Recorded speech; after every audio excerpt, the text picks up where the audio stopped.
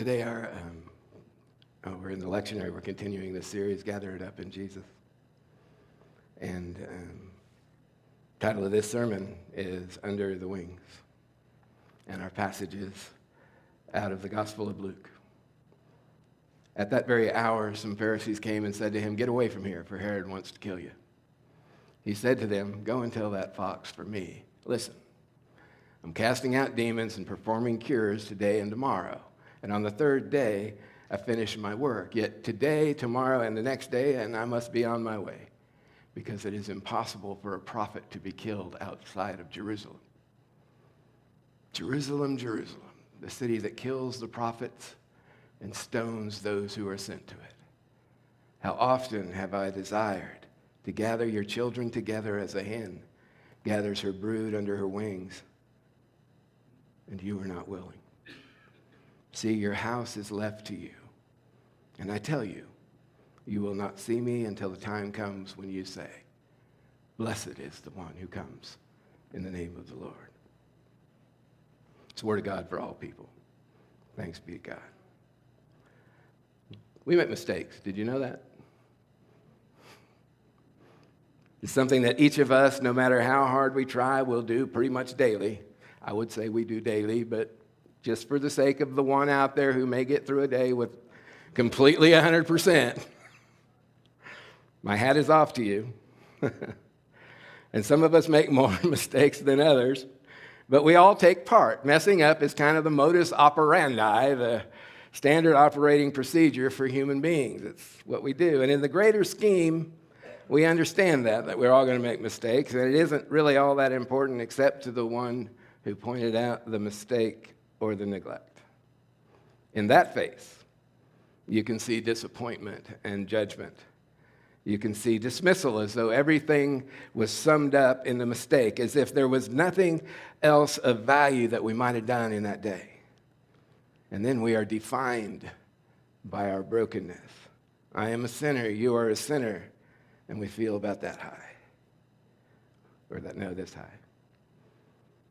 There are some experiences, some people who can try to make us feel small, make us feel insignificant, make us feel unloved. It's a common human experience. We all experience it. You probably have someone in mind right now who does that to you, who has that power over you, or more correctly, who you have given that power to. I've had many in my life who I gave power to. Foremost of them is my dad. It's my dad. So, my dad, he served between the World War II and the Korean War, so that's him in the service. He's the tall one. Let's see, where are we? Over on this side he's with my oldest sister, Dolores. We call her Dodie. She passed away of a heart attack at 51. She is one of the 4 of the 5 kids who had substance abuse issues. And that's my mom on the other side, Georgina. She went by Gina. Beautiful family, just starting out. In the center is my dad as an MP. He was an MP in Japan, and his claim to fame was he got to drive Jane Russell home after a show, and she kissed him on the cheek. If you knew my dad and he was talking about any of that, that story was going to come out. That was just going to happen. And then down on the bottom on this side is my dad as he was most of the time at home. He loved his wine. You'll see him in kind of the center over here. That's our neighbors across the street. His name's Bill. My dad's name is Bill, and that is also Bill. Bill and Tony would come across, and we had a kennel in the backyard when we bought. My dad fancied himself something of a rancher, so he bought a couple of acres, and we had a barn, and I was in 4-H, and so I had a steer, and we had horses, and then we had pigs that we had slop in the morning, and then we had goats. And we had this little silo, and we filled it with chickens, so we had to go gather eggs. And we had rabbits for a brief period of time. But what they say about rabbits is entirely true, because he couldn't build cages fast enough for the rabbits. So we had animals and all that, and a cow. And I was one of those get up in the morning, go milk the cow. And if you're late and you get in your school, you don't get in your school clothes and go milk the cow before you go to. But if you're late and you get in your granted, she's going to knock you off, and you're going to get in the stuff. So that was also my dad. So, but that in that center is a picture of him in the bar. We took the kennel and made it into a bar. And so he got this nice bar from work, and had a pool table in there, and it was a good place, and it was at home, and they used to drink there every night. On the four-wheeler is my dad with my Uncle Top. Now, my Uncle Top was older. His name's Donald, but he went by, I didn't know that until after he passed, because he was Uncle Top. But he served in World War II. He was old enough that he served in the Battle of the Bulge. And so he was also a serviceman. And then there's another picture of my dad. I think he liked to take pictures and stuff. That's either a camera or a cup. I can't quite tell which. So that's my dad. He's a multifaceted guy. He played softball. He was a pitcher, all-star pitcher in Taft, travel teams and that kind of stuff, which I followed him as, not in pitching, but I played travel leagues. I would do just about anything to try to please him. Just about anything.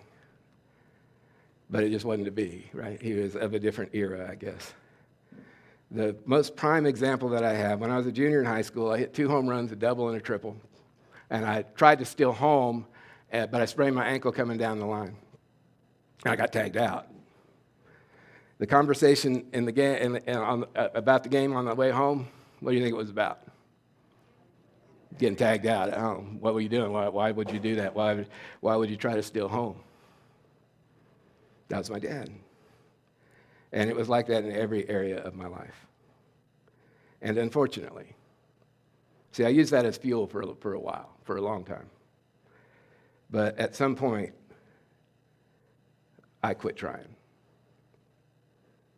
I messed up. One of the biggest mistakes of my life was quitting. Quit trying. I'm never going to please that man. Doesn't matter what I do. And that was a contributing factor to my burgeoning addiction. And don't mishear me. My addiction was my fault. It's me. I made those choices. I am responsible for all of them. But there are contributing factors for each of us. And I knew I was never going to be good enough for the one person I wanted to show. I just wanted him to know I was good enough. As an aside, please hear this. If that is your story, and the person you want to please desperately doesn't acknowledge you or your effort, don't quit. Please, don't quit. The trap that we fall into is what I call going to a dry well for a drink of water. My dad didn't know how to give me what I was looking for. He was raised in an era of, his dad was abusive to him. We had conversations later when we had a different kind of relationship. He didn't know how to give me what I was looking for, but I kept going, right? Kept going. I'm going to throw the bucket down into the well. I'm going to bring it up and give me a drink of water, and it's sand. Well, maybe this time, sand. I kept doing it. Kept going to the dry well, expecting it, looking for that drink. And the irony is, there were people in my life who had water. There are people in all of our lives who have water. So if that's you and you're throwing you keep throwing that bucket in thinking that it's going to turn out different this time, find somebody who has water. Find the person. What I mean by that is there's somebody who will encourage you. There's somebody who will hear you. There's somebody who will lift you up.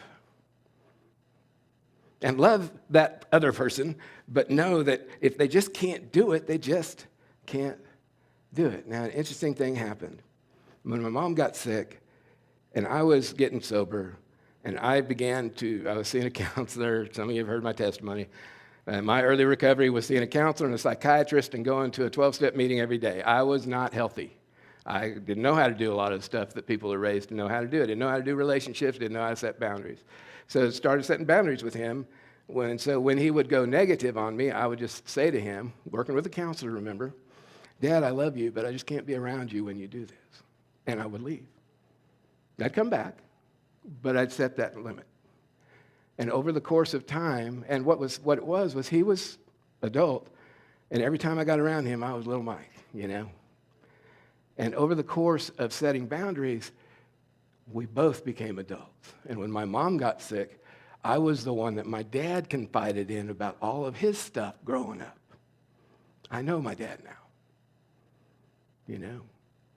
And he really didn't have it in him to give me what I wanted, what I had hoped for. Except once. We were in Oregon. I was living in Oregon. And it was a card. And my dad wasn't a card guy. But he sent a card. I think I had graduated from Oregon State, or I was enrolled at Oregon State. And he sent a card. He was dying. He had colon cancer. And he sent, and it just said, "I am proud of you." And it kicked me right into counseling again. Because I had Dad in this little pigeonhole, you know, and he'd said, "No, I am not. I am more than that." But know that there are people in your life who will encourage you and lift you up and help you forward. I asked Mike to sing that song, "Sometimes I Feel Like a Motherless Child," because there's something inherently powerful about that song. It's a Negro spiritual. And it needs to be said that I don't presume to know what it feels like to be a slave during those terrible years back in that time when we had slavery. Whatever I've experienced is a pale shadow to what those thousands faced in that system. But a part of the power of the spiritual is identification. Sometimes I feel like a motherless child a long way from home. Who hasn't had that experience? Sometimes we feel like we're far away, like we're in a far land. Who hasn't let that fear grip them at a weak or a painful moment? It's part of the human condition that there are times when we will feel disconnected, diminished, and unloved, and uncared for, and wonder what's going on because we're so very alone. There can be tragic circumstances that bring that about, that cause it, or it may be the result of our own failures. Did you know that we make mistakes? Or it may be a misunderstanding, or it could be, who knows what the thing is. There are a million things, a million moments that can drive a wedge between us and the world, between us and those we love, between us and ourselves, which is ironic. Love your neighbor as yourself. You know where that starts? With yourself, because if you can't love yourself, who wants to hate their neighbor if you hate yourself? It says love your neighbor as you love yourself. The inference is love yourself. Love yourself. Love yourself. And we can have that wedge drive between us by often the stuff that goes on up here. Even between us and God. Wait a minute, right? God, how can we feel cut off from God? Well, David did. Right? Many times, if you read the Psalms, this is just one. All day and all night I cry and do not eat. All day my enemies say to me, "Where is your God?" And it's probably like, "Where's your God, buddy? You keep touting this God of yours. Where is he? We're doing whatever we want. You're hiding over here in a cave. Where is he? Where's this God of yours?" Can we feel as though our sin, our brokenness, our lack can cause God to turn away from us in disgust and dismissal? That's part of the human condition too, but I assure you, there is nothing that you did or will do that God doesn't already know. And there is no sin greater than God's grace. No sin greater than God's grace. Remember this?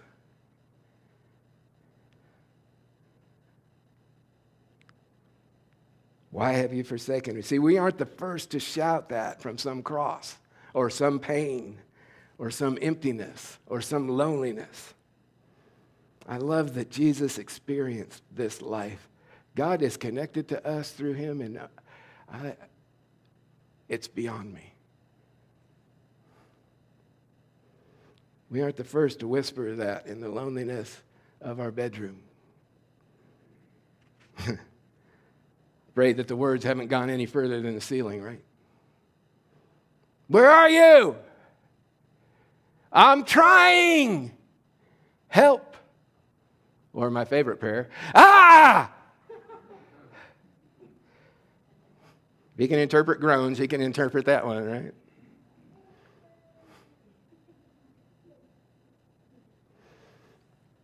Sometimes we feel like a motherless child, a long, long way from home. So what is the antidote? How do we continue in those moments when we feel that way, when we're a long way from where we long to be? We listen, we remember, and sometimes we lament. And there is some considerable agreement in our gospel text for this week that Luke is kind of moving some things around, because in Matthew's gospel, the lament over Jerusalem comes right before the passion. And Luke has it in a different spot, but the message is the same. Jesus is about to enter Jerusalem for the last time.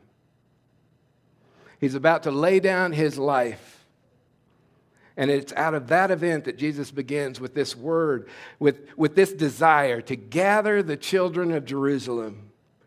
And it certainly makes sense that on the brink of the events that would lead to his death, that Jesus would be lamenting missed opportunities. Oh, Jerusalem, Jerusalem, the one who kills the prophets who are sent to you. And what do we do about this thing with the Pharisees? Are they really warning? This is the Pharisees. Are they really warning him? It's kind of weird. It said, the warning from the Pharisees about Herod's rages and Jesus' lament over the city. And what do we do with that? Because it's kind of odd, right? That the Pharisees are really warning him. Well, Jesus, I don't think Jesus thought they were. And these are the guys who would like nothing more than for Jesus to find a speedy and messy death. Get this guy out of here. These are the guys who stumble all over themselves to find tests he can't pass and ask him questions he can't answer and fail every time. And now we're suddenly supposed to think they're out. Jesus, Herod's out to get you. You better go. Even Jesus knows that it's not about that. He says, go and run on back to that puppet master pulling your strings. That's what Jesus says. He says, Jesus declares that he's in charge of his own destiny. He's in charge of his worth and his value. He isn't planning to run and hide from anyone. And I love this. Know whose you are, and you'll know who you are. Walk in your authentic identity as determined by your Creator. And before you try to live without instructions as to what your identity really is, read the owner's manual daily, the Bible. It's the best advice anyone ever gave me. Read it, and it will change your life for the better forever. Jesus knew to whom he belonged. He's not far from home. It might make perfect sense that having declared his own sense of belonging to his mission and to the one who sends him on this journey, that he pauses to reflect on the object of that mission, the ones he wants to gather, as he thinks about Jerusalem that doesn't receive prophets well. And it seems right that his heart would break for those who said no the moment he reminded them of the cost he will have to pay. Besides, he's met the fox, so now he heads to the hen house. Go and tell that fox, that scavenger, trickster, that unscrupulous schemer, that his power, this power of destruction, has its limits, and it doesn't reach to me. And having chased away the fox, he then wants to gather the chicks, his people. It's as if Luke is presenting us with an option here. Do we find our safety and security in the powers that function out of fear and self-interest? Or do we find our connection and our sense of meaning and purpose in those who seek to define us by amassing a count of our failures and disappointments? Or do we run to the one who shelters us under his wings, who is broken and poured out to an unimaginable love for us? Sometimes I feel like a motherless child, a long, long way from home. We need to know love like Christ offers, the love that draws us close, to cling to that love, cling to that hope. Because when we walk through those valleys, when we're in that depth, when we feel like we're motherless children, God's love can carry us through, always. And we need to be in the business of loving others like that too. All around us, at any given time, are those who feel disconnected, those who feel as though no one cares, that no one is there for them. There are those who feel that their mistakes define them in the eyes of others, who need for us to spread our wings and gather them in. The second verse of the spiritual says, sometimes I feel like I'm almost gone. To be forgotten, to be insignificant, unloved is also a common experience. Our world today is so busy, we often don't have time for each other. Jesus' love flowing through us. I preach the body of Christ so often because each of us is integrally important. We're an integral part of a greater being, the church. His love flowing through us, each one, as we deal with one another in the midst of success and failure, is the antidote. Ask what the antidote is? His love flowing through each of us, regardless of up or down, that we love one another is the antidote. Doesn't matter how much you've messed up, he still wants to gather you as a hen gathers her brood. Still wants to be your God. Still wants to be your father, your parent. Wants to love on you a little bit. And if you wonder, well, I've done a lot of stuff. Well, check this out. And I'm going to put up 3 lists up here and down here. For your online, it's down here. And mine's different, but I'm going to read mine, but there's others, so. This is the Bible, that book I talked about a minute ago. It talks about some of these people. Do you know Abraham was old? He said, you're going to have a child, and your descendants are going to be as numerous as the stars in the sky. And he's like, 90, 100 years old, going, I'm at 0 right now. And Sarah goes, I'm at 0 too. Abraham was too old. Elijah was suicidal. The one who beat the prophets of Baal, he laments and says, God. Joseph was taken by his brothers, thrown in a cistern, and then sold into slavery into Egypt. That's Joseph, the father of the 12 tribes. Job, we don't always think about this, but he lost everything. He went bankrupt, lost his family.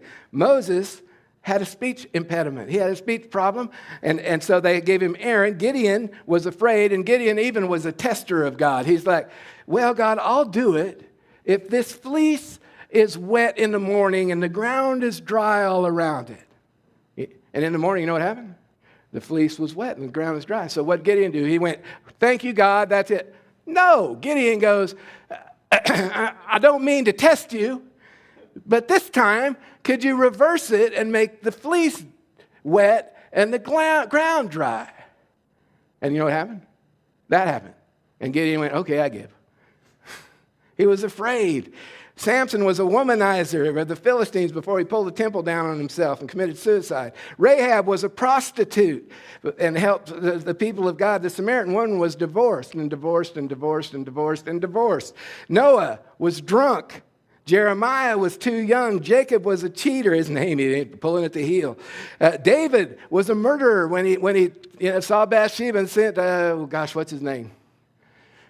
Bathsheba's husband, that's his name, to the front lines and had him killed. He was a murderer. Jonah ran from God and got swallowed by a big fish. I do want to talk to him in heaven. Naomi was a widow. Peter, I'll never deny you. Oops, right? 3 times. Martha worried about everything. Zacchaeus was too small and very money hungry as a tax collector. The disciples fell asleep while praying on the last night. Paul was a Pharisee who persecuted the Christians, was there at the stoning of Stephen before becoming a Christian. And all those other ones, right? What's your excuse? Can God use you? Not rhetorical. Can God use you? Yeah, God can use you. Where you are and who you are. He'll do it. He will equip you. He doesn't call the equipped. He equips the called. It's one of those turns of phrases we talk about a lot. What's it called up there? He doesn't call the qualified. I don't care. Just show up. He'll do neat stuff. It'll be cool. Because here's the other thing. Read that for me.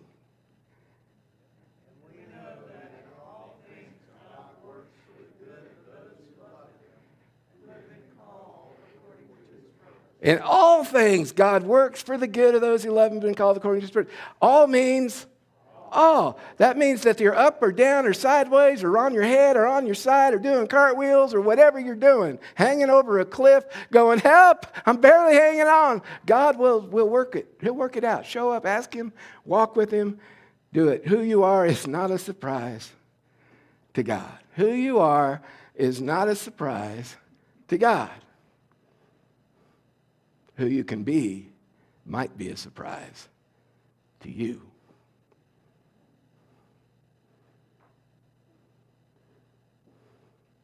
The first step, come home. Be gathered up by Jesus.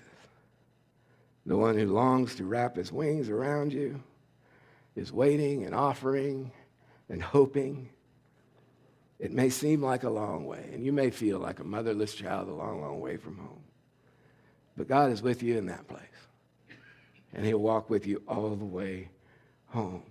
Come home. Be gathered up. It's as close as a prayer.